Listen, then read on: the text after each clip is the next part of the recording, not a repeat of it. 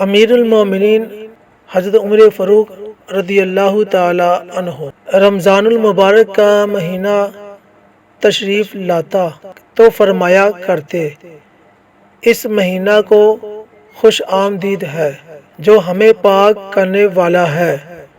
پورا رمضان خیر ہی خیر ہے، دن کا روزہ ہو یا رات کا قیام۔ اس مہینہ میں خرچ کرنا جہاد میں خرچ کرنے کا درجہ رکھتا ہے۔ سیدنا ابن عباس رضی اللہ تعالی عنہ سے مروی ہے کہ رسول اللہ صلی اللہ علیہ وسلم نے فرمایا، جس نے اللہ کی رضا کے لیے ایک دن کا اعتکاف کیا، اللہ اس کے اور جہنم کے درمیان 3 خندقوں کا فاصلہ کر دے گا۔